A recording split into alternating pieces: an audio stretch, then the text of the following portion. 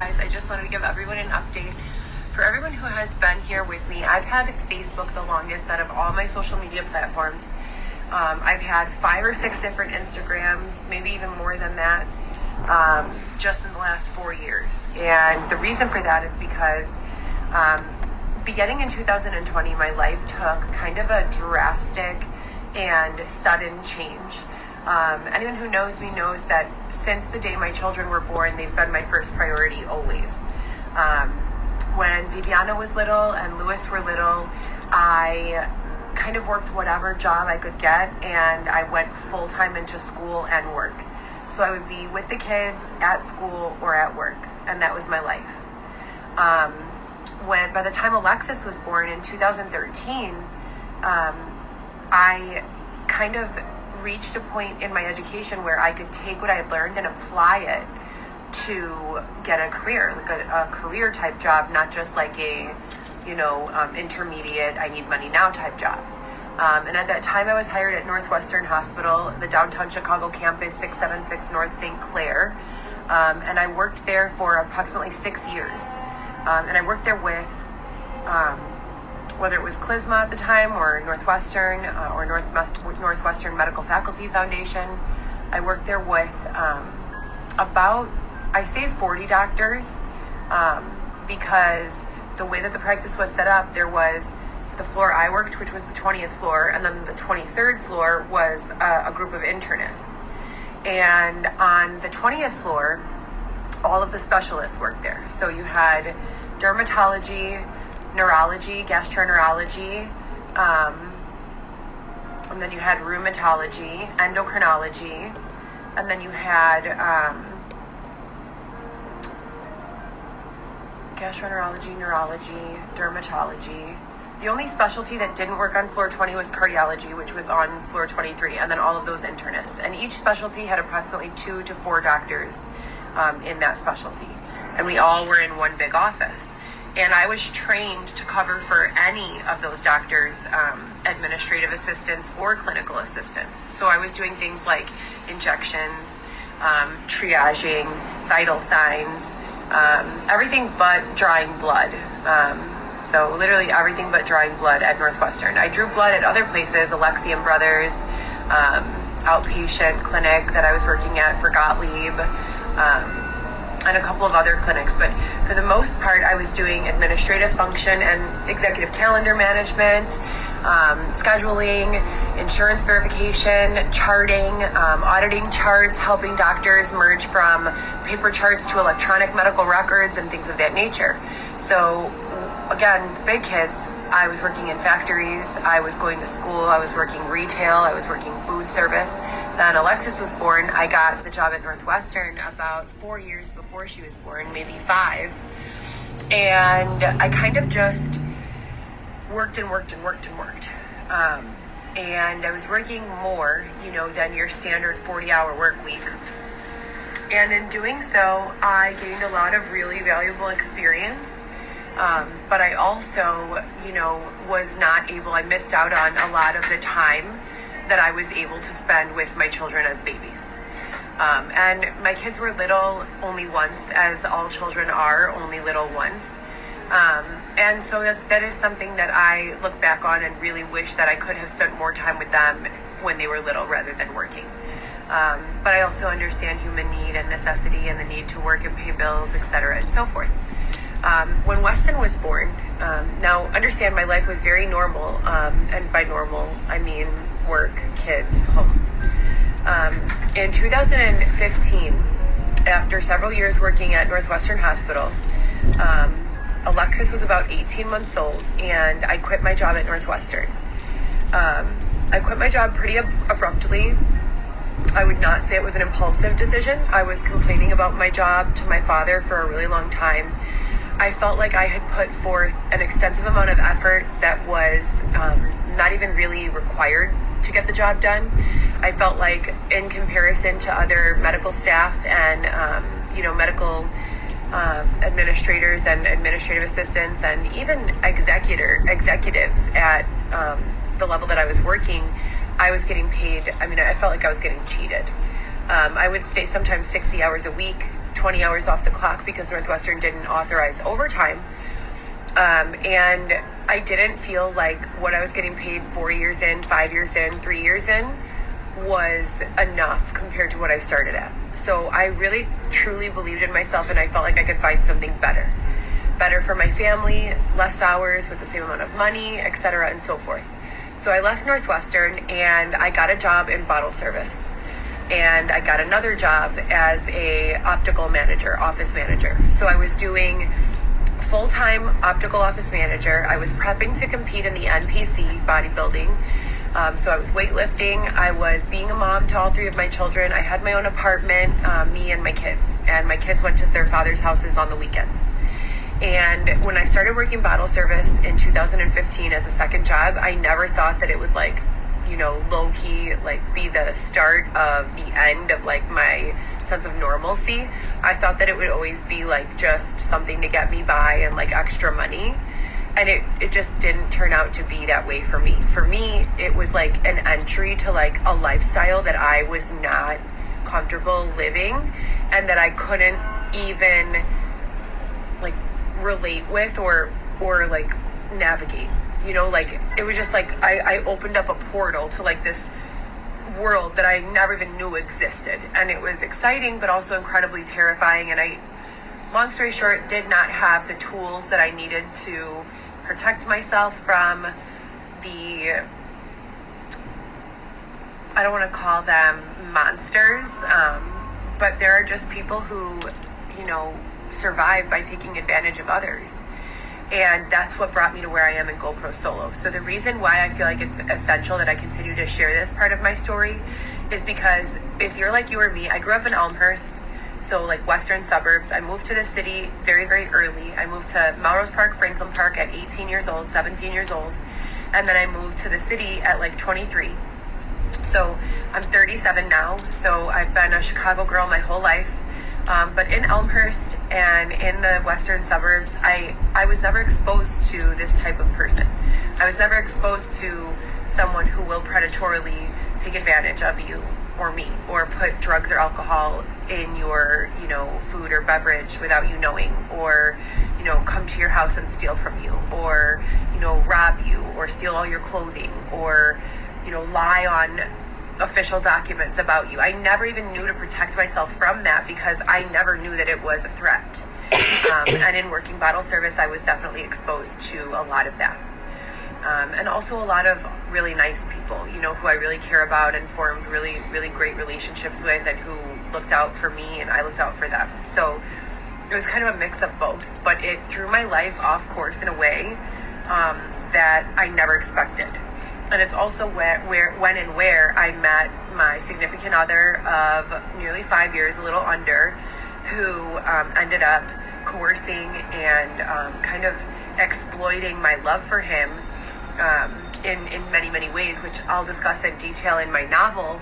But for the purpose of this live, it's not really prudent.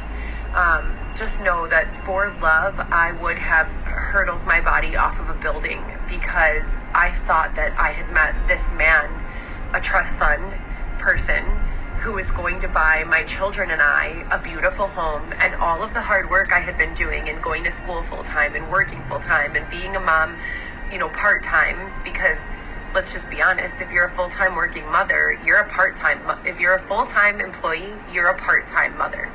You're spending more time with the coworkers that you see on a daily basis than you are with your children. And that devastated me. I wanted nothing more than to be a full-time stay-at-home mom. And that was the promise that he, made to me. So I did everything I could to continue that relationship, and it turned out to be incredibly, incredibly, incredibly exploitative and abusive for me. When I tried to end that relationship, I was unlawfully thrown into the street. My apartment that I had and maintained with my children and I for the entire time I was in that relationship was given to this person who, was not a good person, and was not, doing the things that good people do. And I was told, you have to leave. And not only you have to leave, but you can't take your car, and you can come back for it later, and we're not going to leave with any money. We're not going to give you money to leave. Just get out. And it was awful. I didn't have anywhere to go. And I experienced homelessness for the first time in my entire life. and I experienced being sexually assaulted, and I experienced being robbed, and I experienced, a lot of really, really adverse effects. My children, who at the time were 14, 13, and 6, about to be 7, had to go live with their fathers, and they had always lived with me full time and only been with their fathers on weekends. My heart was completely broken and destroyed. Amidst all of this adversity, I was filing police reports regularly and asking people for help, going directly to the state's attorney, asking them for help. And it was amidst this time that I also started realizing, like, is the world taken over? Is the government taken over? Do we even have court anymore? And COVID was a thing, so everything was like court on Zoom only. And I was just freaking out, I would apply to jobs, a million jobs like per month, and just to do anything. I would launch these entrepreneurial endeavors that were like various sales endeavors, or like service-based endeavors like personal training, cleaning homes.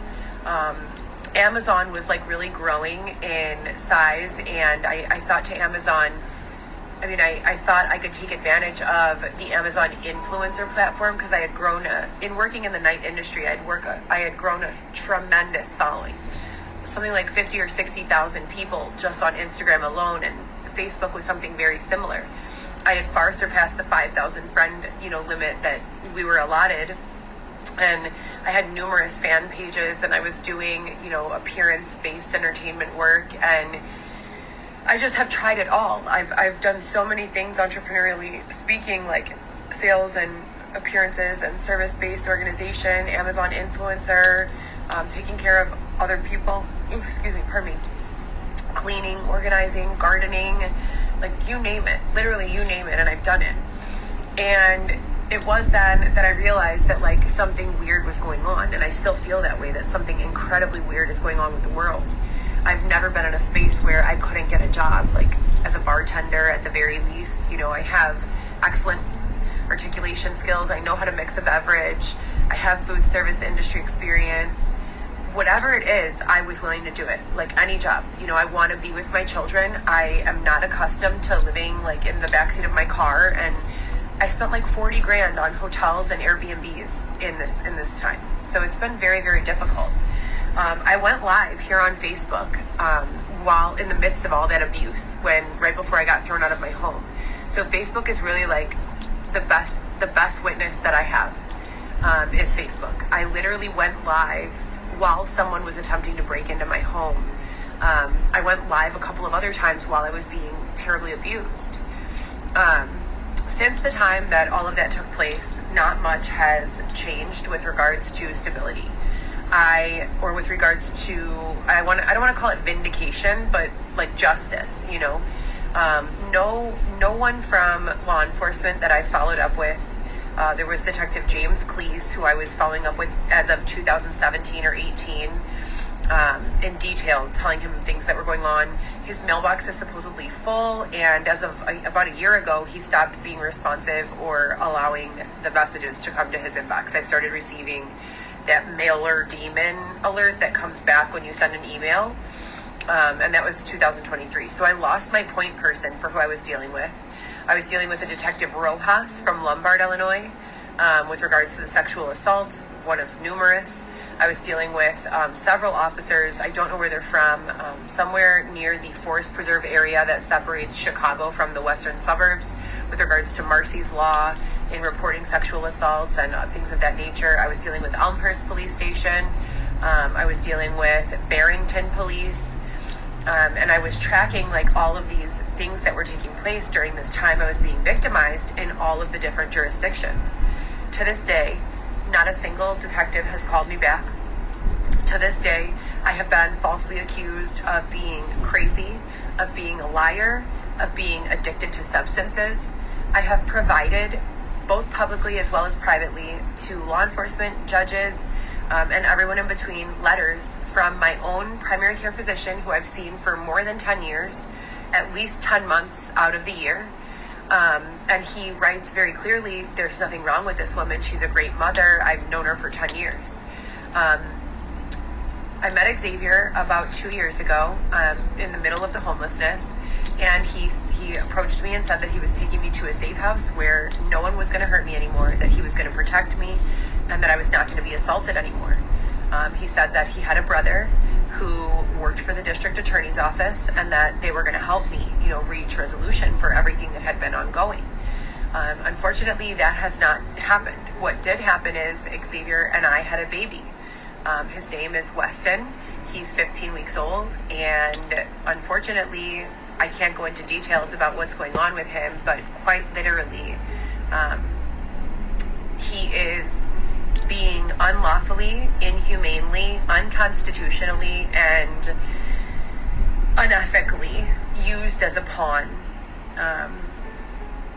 It's very sad. It's heartbreaking. I have only been able to see him for 6 hours a week since I gave birth to him. And all of the evidence that I continue to present to the state of Illinois, as well as the federal government, it remains consistent, and it remains truthful, honest, and 100% real. A lot of people have tried to write off my experience as publicity, trying to grow my social media following. You can rest assured that I do not care about social media with regards to growing a following for reasons of vanity.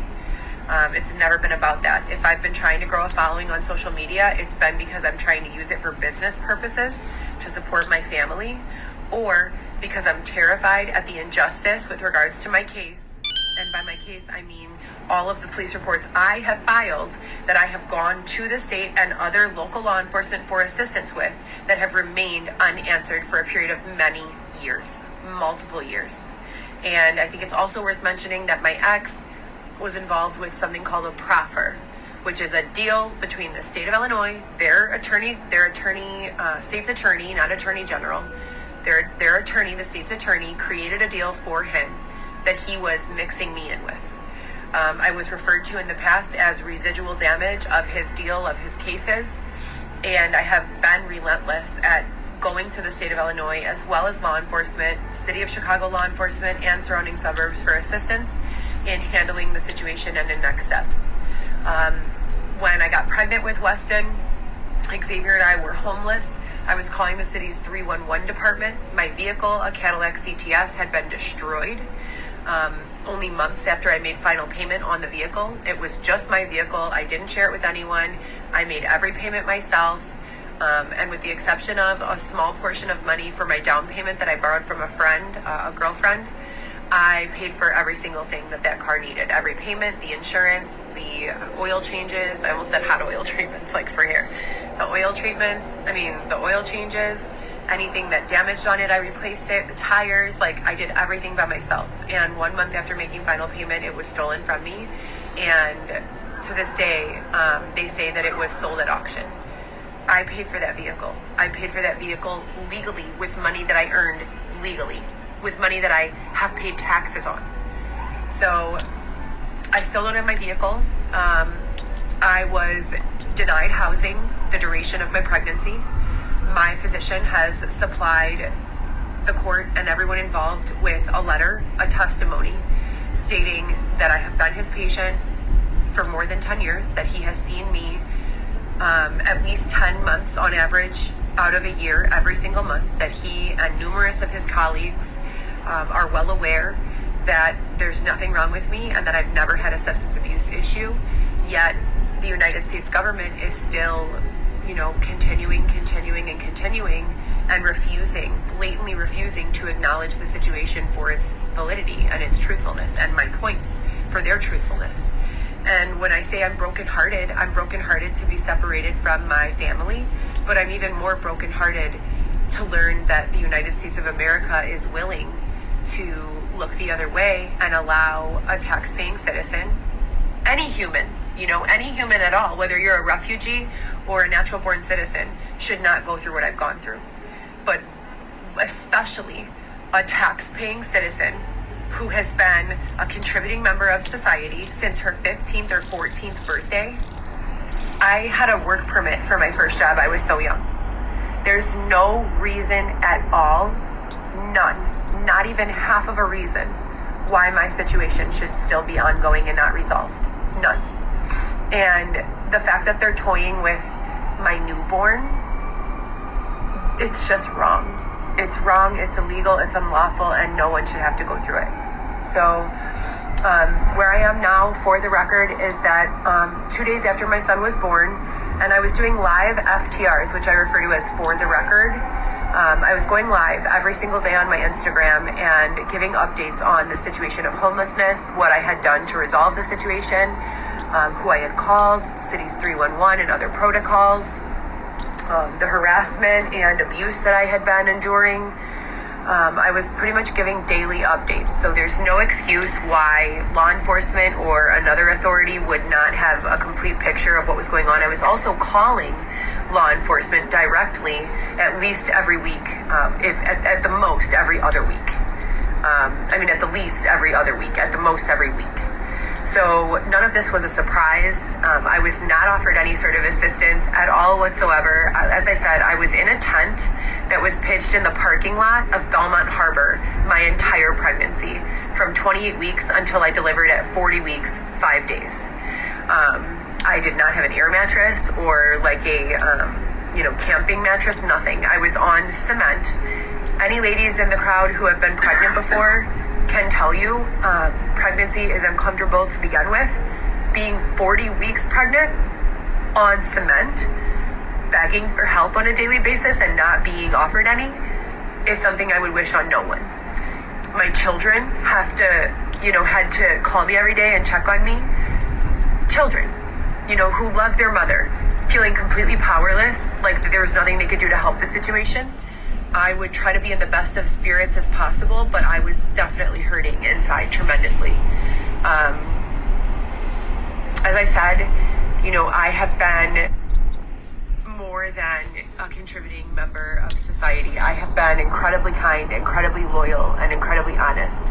And I have, a lot of references and a lot of people who can back up what I say as being true. Every single piece of evidence that I turn in seems to be disregarded.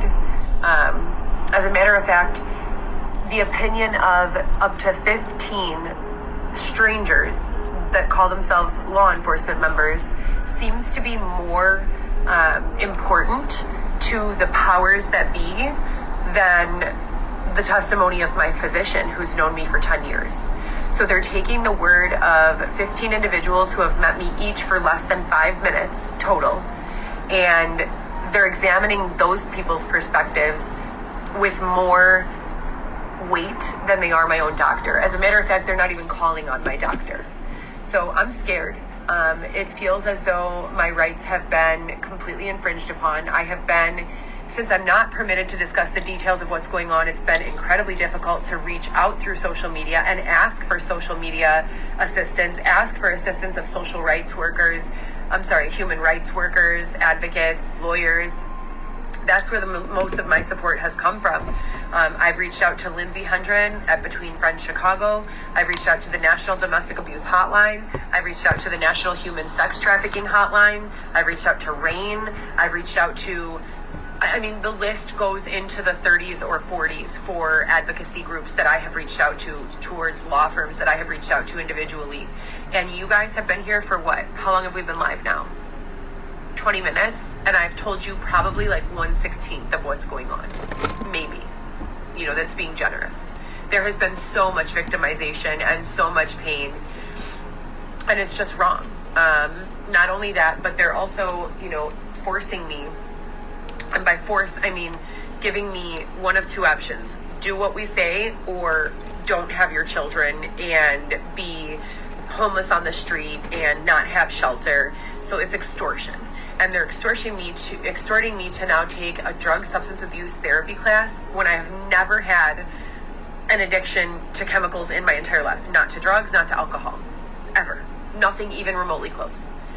So that's the next step for me. But as I said, I wish I could get into details more. If you are, and this is my whole purpose for going live, if you are a lawyer, if you are a human rights advocate, if you are someone who knows me in person, please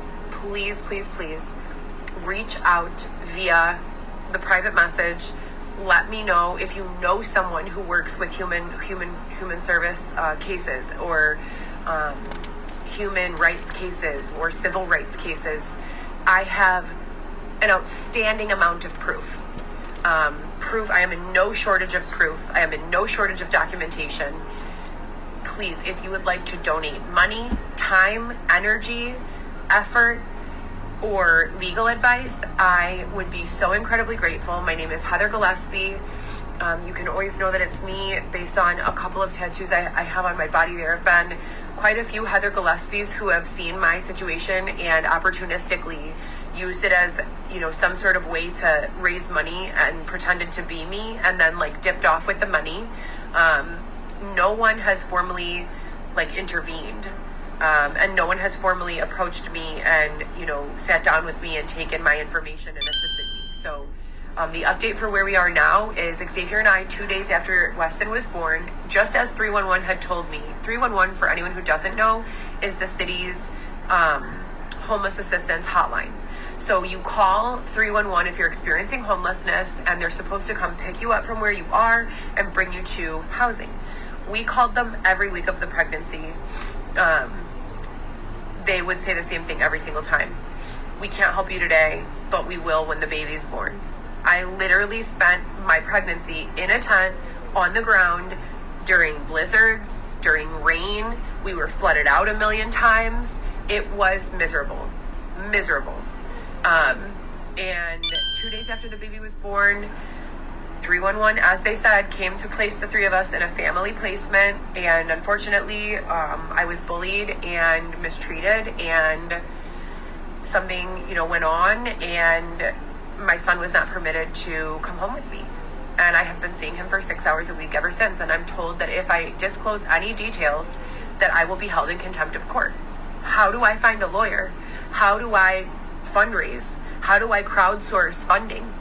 It seems incredibly wrong and incredibly corrupt. And I am just praying that by, being transparent and being forthcoming at the surface level that I can with what's going on in the case, one of you will please help me. My son turns 15 weeks. I have done every single thing that's been asked of me. He turns 15 weeks on Monday. Xavier and I have been in housing since he was 2 days old. I have passed every drug test that they have forced me to take. I've done nothing wrong. My relationship with my other 3 children is just as strong as it's ever been. They don't live with me right now, but I have court-ordered primary custody of all 3 of them, which means I've already gone in front of a judge for the state of Illinois and won custody of my children. And the court has access to all of that. So just if there are lawyers, please, we're in housing currently. The city of Chicago has bent over backwards to be accommodating. They literally told us and the people who facilitated this housing that as soon as the baby is returned to our custody, they will help us to get into a family-based housing situation. No questions asked, that it will be seamless, that we have nothing to worry about. And the goal ultimately is that before the 6 months is up that we've been in this situation, we will receive an apartment. My baby is breastfeeding still, so I'm pumping milk every 4 to 6 hours and saving it in a fridge, and then I bring it to him once a week, or twice a week rather. I have to pump and dump, so to speak, on Friday night and Saturday because breast milk only remains good in the refrigerator for 4 days, and we don't have a freezer to freeze it. So my visit is on Wednesday, Thursday, Friday, and if I don't put the milk in the freezer by by Tuesday that I pump Friday, it goes bad. So Friday and Saturday I have to dump the milk. I get to breastfeed when I see him on Wednesdays, Thursdays, and Fridays, and the rest of the time I'm literally pumping and saving the milk. I need money for nursing bags to collect the milk and store the milk. I need money for Ziploc bags to keep the milk fresh once it's in the nursing bags. I'll show you, I use these kinds of nursing bags. So I pump and I put the milk in here, and then I put it in one of these gallon storage bags. These cost about $15 every 2 weeks. These cost about $4 or $5 every 2 weeks. I really desperately need money to continue purchasing him clothes.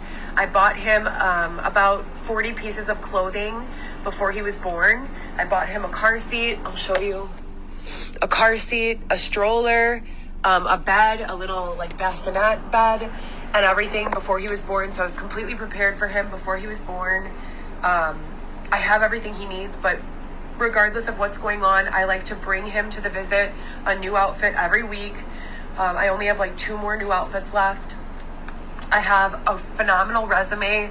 I have, like I said, several years in the healthcare, experience at Northwestern, experience at an optical eye doctor place doing visual field testing and other optical exams, optical purchasing, so buying like designer frames and sales in those capacities, billing, coding, medical law and ethics, a lot of experience in HIPAA, which is Health Insurance Portability Accountability Act. I've also taken classes and continue to take classes in AI, cybersecurity, entry level, Python, computer programming language. I'm currently taking a sort of self-taught course from a book that was written by one of my mutual friends on LinkedIn about ChatGPT for any of my AI people. Just getting more familiar with ChatGPT and AI, just so that I can be indispensable and so that I can, find a way to support my family. But despite my resume being stellar and all of the letters of recommendation that I have, and the fact that I could pass a drug test any given day, and the fact that I have been completely compliant, and the fact that I have also been incredibly abused, I don't see much of a change. We're in this shelter, thank God, rather than being in a tent. But I'm not being permitted to earn my own income. My children are supposed to live with me by court order, and that's not being permitted either.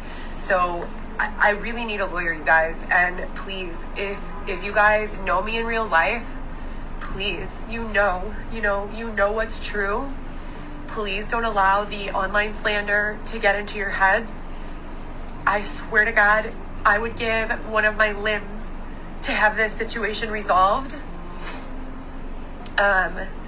I just want to be there for my children, whether that's, in poverty or in riches. I just want to be there for my babies. So that's about it for the update. I think it's really important that I do these periodic updates just so that, the truth can be documented somewhere. And as I said, if you guys could direct message me or email me, or even comment on one of my posts, if you have any sort of connection to social rights, activism groups, civil rights groups. I've done everything, you guys. I've emailed WGN, I've emailed ABC7, I've emailed NBC, Channel 5, I've emailed Fox News, I've emailed ABC, I already said ABC, I've emailed Channel 2 CBS, I've emailed CNN, I've sent them all the proof that everything I say is true, and I've given them everything that I have, copies of everything. I paid a subscription service to get access to entertainment lawyers for all of the most famous entertainers like Kim Kardashian, Khloe Kardashian, Joe Rogan, who else? There's 30 of them that I emailed. Kevin Hart, who are some of the big ones? I'm trying to think. Whatever, just, I went on this website and they give you the top 500 most known celebrities and their entertainment lawyers. And you pay a subscription fee and they give you the email address to those lawyers that those, entertainers use. And I've emailed all of this to all of them, begging for assistance. It's just not right what's going on, and there's nothing I wouldn't do to be with my children, and I'm just being slandered and libeled, and the truth is being presented in so many ways, literally I translated the truth to Spanish and literally started circulating it to Maluma and older bachata and reggaeton people Ozuna and, you know, Jay Balvin, and just all these random people, just because if law enforcement, the local authority, the state's attorney, the attorney general, the district attorney, if none of that is working and local celebrities aren't working, I don't know where else to go. And I can't just give up and like let my children suffer. My children need their mom. So my name is Heather Gillespie. Thank you so much. If you know me in real life, please advocate for me. You know me. If you know me, you know me. If you know, you know. You know. So if you would like to donate, you can do so via Cash App. Please don't just send money to whatever Cash App someone tells you I have. Go to my one and only story, either here on Facebook or on Instagram. The only Instagram that I have active right now, that I use for personal use, not for business. I have several that I use for business. The only one that's my actual personal blog is HG1V Law. And that's an acronym that starts with the first letters of my children's names. Viviana, Lewis, Alexis, Weston. HG1V Law. Is it HG1V Law or 1HGV Law? Can you check? Yeah. I'll post it on my wall. I'm just having a total brain fart right now. I don't know if it's HG1V Law or 1HGV Law. But anyways, you guys, I don't want to pressure anyone for money that you guys don't have or stress anyone's situation out. But if there's any way, if you have anything extra at the end of the day, $1 is even appreciated. I would be incredibly grateful. Literally, since this started in 2019, you guys and these donations have been the only way I'm even paying my phone bill. So I very much appreciate your assistance. And if you have employment, I would gladly accept it. I have a stellar resume, numerous letters of recommendation. And my experience, as I said, is in sales, healthcare, marketing, medical law and ethics, new business development, social media marketing and growth. I'm fantastic at social media strategy. So there's really nothing I can't do. Please give me an opportunity, put me to the test. Like, I will exceed your expectations every single time. You know, I don't understand why I'm in this position. And if I were someone, like, I'd probably be judging me too if I wasn't me actually living through it. But I am me, and I am living through it. And it's crazy, you guys. I need help, and I really need advocacy, and I need support. So thank you guys so much for listening, and I hope you guys have a great day. And again, thank you so much for listening. I really appreciate it.